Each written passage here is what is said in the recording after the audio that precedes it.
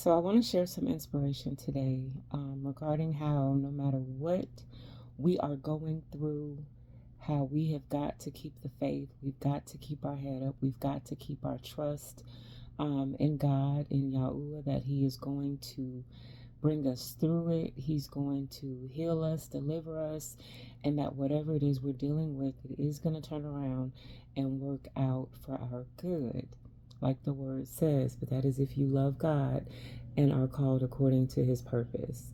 So a few months ago, I found out that I ruptured muscle tendons in my right hand, which took away my ability to be able to use um, two fingers on my right hand, and I'm right-handed, so it is inconvenient.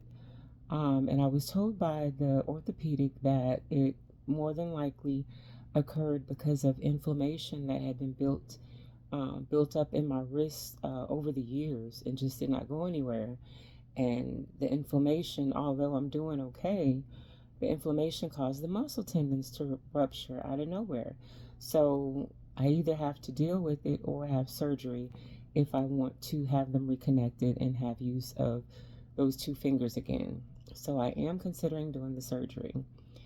Now, in the midst of that, I ended up being put on a new injection by my rheumatologist called Benlysta. For whatever reason, she wanted to put me on a new prescription after I came off of prednisone back in January after 18 years of depending on the steroid prednisone. I was able to come off it back in January because I talked to her about it, and I felt like it had caused another issue I had been dealing with for months, which was lymphedema. And because I've been on the steroid for 18 years, so that's long term use, and there are a lot of detrimental side effects to taking a steroid long term. So she allowed me to stop taking it. That was a huge victory because I have been on a mission to come off of prednisone and some other medications for a long time. But anyways, here she comes. She prescribes me Benlysta, and something on the inside told me to decline it, but I did not listen. I accepted it. I filled the prescription. I began to take that injection, and just within a few days, I got sick.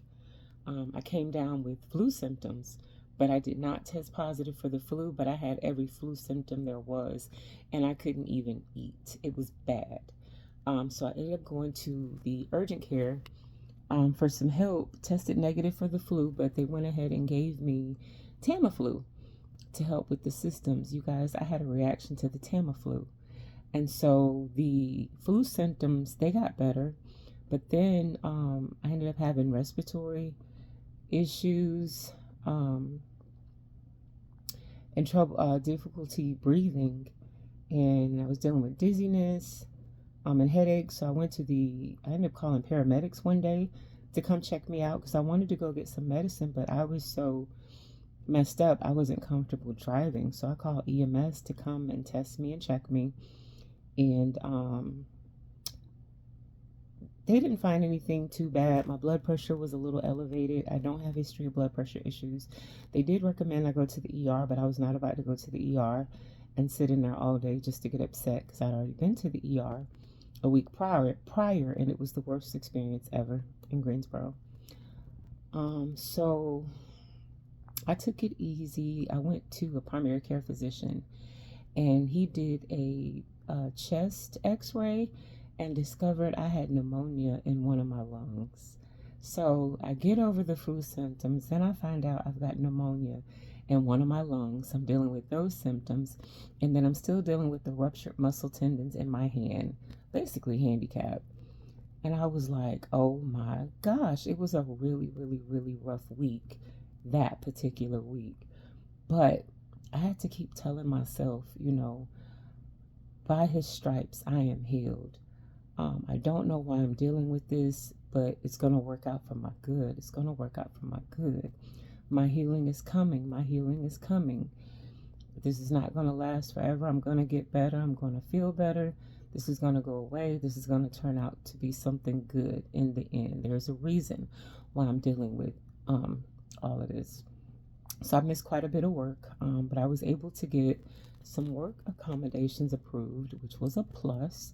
I had been wanting to work from home every day, and I had been wanting to be able to work less hours than 8 hours a day in my position.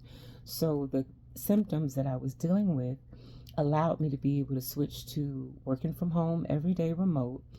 And I was able to get put on an intermittent leave of absence so that when I'm experiencing a symptom that affects my work, whether it's my hand hurting or a headache, or I've dealt with vision issues, distorted and double vision, or dizziness, I'm able to clock out and stop working and just relax.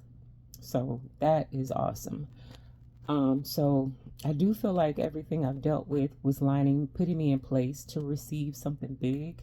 I don't want to say too much right now, but I do feel like something is really in the works. I feel like, this is a God move, and so I don't question it. I'm just going to continue to pray for the strength to get through it. I'm still seeing specialists. They're still trying to figure out why I'm having distorted vision episodes. The migraines have stopped, which is awesome, and I'm not experiencing dizziness too often. But it's definitely something neurological going on, and it's affecting my eyes and my vision here and there. And I have to watch stress. Stress is a trigger. So I just wanted to share that, when you're going through, don't lose faith, don't lose hope, don't lose trust in the Father, because you never know what He is putting you in place for to receive. And Romans 8:28 says, we know all things work together for the good of those who love Yahuah and are called according to His purpose.